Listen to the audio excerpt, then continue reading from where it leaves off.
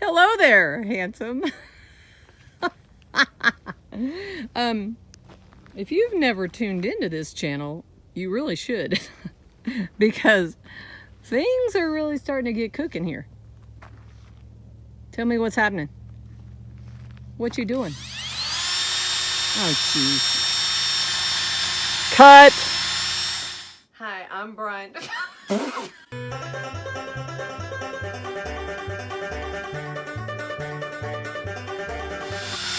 All right. Take 3 here. So do you know what I'm doing? Ow. I'm on mulch. We're building a straw bale house, first of all. I guess some people may already know that, but anyway, that's why he had to, for this space, these are called the door bucks, and to the lay person like me, I don't know what door bucks are. These are door bucks. Door buck, window buck. Okay. And then this is a straw bale that he has cut down and put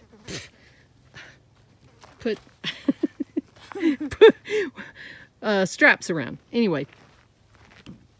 Okay. So you put that, what is wire mesh. Put some wire mesh and you cut some wood pieces. What are these wood pieces for? That's to, so whenever you do the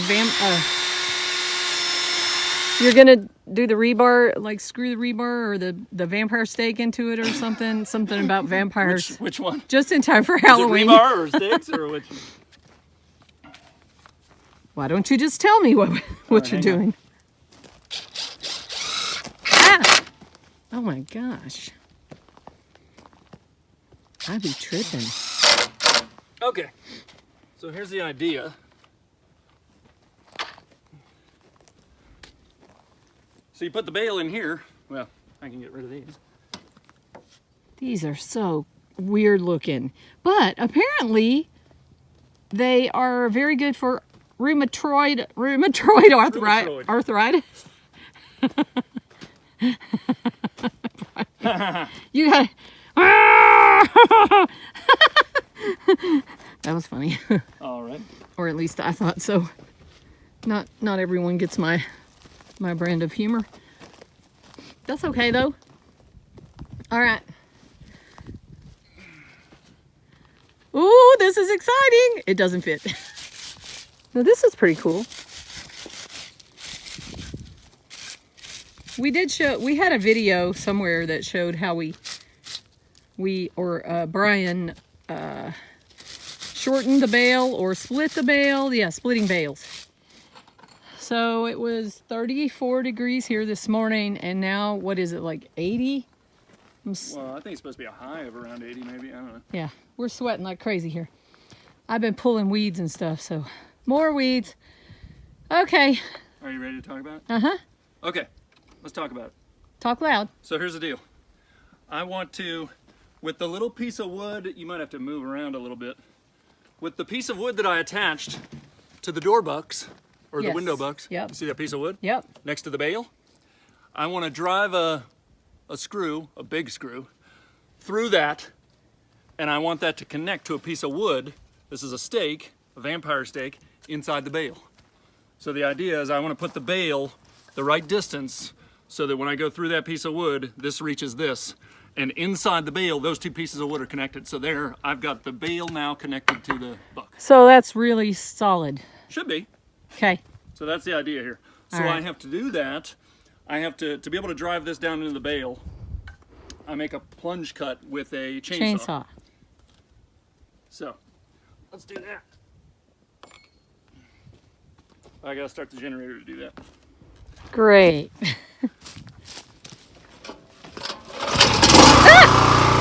It blew me. It blew me. It hurt. It didn't hurt.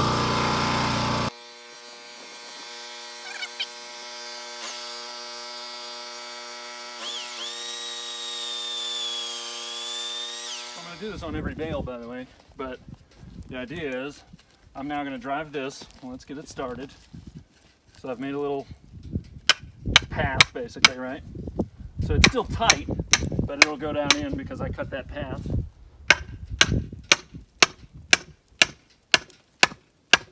So before I go all the way, the idea is this, right? So down here, through this piece, I'm going to come in through this piece of wood from this side, and when it gets all the way through, I tripped on the chainsaw. this screw, Yeah. this screw is going to grab this piece of wood when I go through there. Does that make sense? Uh-huh. So I actually have to drive it down So a will little extra.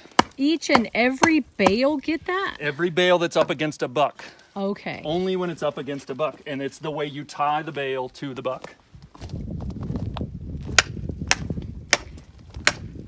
So, why do you have to cut a point on them? What if you just... You you already cut it'll, points on those. Yeah, but- I don't know if it'll really drive through if you As don't put well? a point. Oh, okay.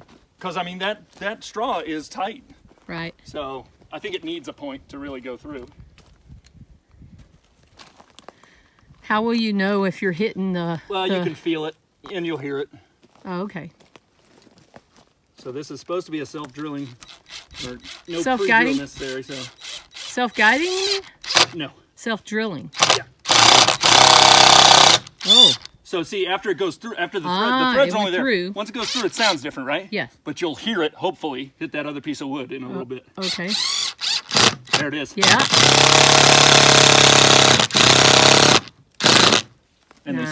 squeeze. So the idea is now, in a sense, because that wood is buried inside that bale, this bale is now attached to this buck. And it's really not gonna move. Wait. Neato. So on all these bales, I'll do that. And on every Ooh. bale that butts up to a buck. So this, he says, will probably be the most difficult area of the entire house. It's the tightest and the most work really on the edges, and because everywhere else I'll really only have to worry about one side attaching to a buck. This time I had to worry about both sides, and I had to squeeze it in between them. You're I right. won't have to do that anywhere else. And you'll have more This is room. the only spot. Wiggle room. As a matter of fact, in the corners and stuff, I specifically offset the corner bucks by the length of a bale, specifically. So, I mean, they should be really quite easy, actually. But yeah, this is the tightest spot. I didn't think about that when I picked this spot to do first. But Okay, well, it is the tightest spot. I'll come back later. Well, we got to eat lunch now, so then we'll... And there's one more thing that'll be a little unique. After I do the second bale, as an additional measure, Yes. I will drive rebar. Oh, yeah, So yeah. I haven't done that yet. I'm not going to do, when I get up to the second bale, I'll drive a piece of rebar down through both of these and into the ground. And then every bale after that, I'll drive a piece of rebar to connect basically bale to bale. This is bale to buck. The rebar will be bale to bale Yep. from one level to the next to try and keep them from. So a lot of different methods of stabilization, let's say, right? So that's it.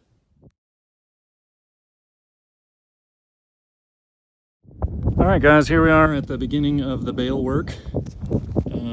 It's a bit of a test because I had to learn some things, but I think this is how it's going to go. So these are all stacked kind of straight up. In other sections, the sections will be bigger, and they'll actually be bigger than one bale, so they won't be stacked right on top of each other. They'll be kind of running bond, like a brick type thing. But this one was only wide enough for even a partial bale, so they just went straight up. So anyway, here's what we've done. We've got our sill plate down here. Under this, it's actually filled with gravel, like this, pea gravel. The reason there's no gravel here is because this is a door. But so it's got gravel there. I actually put some wire mesh on top of that gravel to hopefully keep some critters out. And then we went, a bale, put rebar down between those two bales, and it went into the ground even. And then another bale, more rebar between two bales, and another bale, more rebar between two bales. And I've put a little mini box beam on top of it to test my compression to see how far we're going to come down. And that's something I want to talk to you about right now. Let's look at the other side and I'll show you an issue that we have to deal with, I believe. I try and show this from a distance so that you can get an idea of the height problem that I'm talking about. So the issue I have is, the idea is you stack the bales up and then you squeeze them down, and you squeeze them down tight so that you think they won't really compress anymore. and you say, okay, that's how much they'll compress, that's how high I want the wall to be, that's how tall I want the wall to be, whatever that comes to, right? So the problem is, and then you cut off the tops of all the bucks, right, down to that level, so that when you squeeze the bales down, the bales and the bucks are at the same height, so that you can put a box beam across the whole thing, right? And that's fine, except I have a French door, my tallest buck, or my highest header, I should say, so there's headers over the windows, and there's a header over this door. Now, because this is a door that is of a certain size and needs a certain size header because it's big, that header I believe is a 2x10? Could even be a 2x12, I can't remember. I think it's a 2x10. But anyway, that header is at a certain height, right? Well, if I can't, when I said I was going to chop off the tops of the bucks, I can't chop off more than down to the top of that header, right? That's as far as I can go. And if you can see, hopefully you can make it out here, the bales right now are only as tall as that header is. So when I strap up and down around, from top to bottom around this little mini box beam that I've got here, this won't be the real box beam, it was just a test. But I was going to strap this in and crank it down and crank my straps tight and squeeze this. If this squeezes down a couple of inches, even if it squeezes down an inch, which I think it's going to squeeze down probably 3 or 4 inches is my guess, but we'll find out. The problem is now my bale wall will be shorter than my header. I can't chop it off that low. So I essentially have to make my bale wall taller. And I have talked about this before. I believed this was going to happen before I did this, but this proves it. The bales are not actually, the problem is the bales are not actually 24 inches tall this way. They're more like 23, 22. And when you stack them on top of each other and you squeeze them down, you don't get an 8-foot wall out of these bales like you think you might. So that's the issue. So we've talked about this, and we think our solution is going to be to add rigid foam, pieces of foam that will cut essentially to fit that little square, basically the size of a bale on top of that, and they'll be flat like this, and we'll add as much foam as we need to bring that bale wall up to the same place as that header, and that's where we'll chop everything off. So all the bucks will be chopped off at the height of whatever that header is, and we'll make every bale wall that tall. But to make every bale wall that tall, we'll have to add a little bit of foam to basically give it a little extra height. Now, I think that foam will give us still good insulation properties and still solid, and it'll be similar to putting a straw bale in there. It's about as close as I can get, and I think it's we talked about potential solutions, and that was the best we came up with, was basically a slice of foam in there. So basically you buy a sheet, you can buy a 4x8 sheet of foam, and we'll just cut them into pieces and put them in there like cheese in a sandwich or something. So anyway, that's what we're going to try, but I wanted to show you that is the issue that I thought I was going to encounter, and it looks like I definitely am encountering it. So, because when I squeeze these things down, they are going to shrink, I believe. So basically my bale wall is short, so I have to get it a little higher, and I'm going to cheat with foam, I think. So that's what we're looking at, but there's our first bale wall. It's not much of a wall, but we'll follow the same logic, except we'll use more than one. We'll have bale, so, and we'll kind of stagger our seams and everything, but we'll still use rebar through them. Where they meet a buck, we will use those vampire stakes the way we did over there. So the logic is the same, but obviously each one will be a little wider. So, but we've got that height issue. So we think we know how to solve it. Hopefully it works. Cross your fingers. Talk to you next time. Hey everybody, thanks for watching. If you liked what you saw, please hit that thumbs up button and consider subscribing or sharing with a friend. And click the bell notification so you never miss any of our videos. We really appreciate every view and comment. And if you're looking for other ways to support us, please check out the links in the description box. See you in the next video.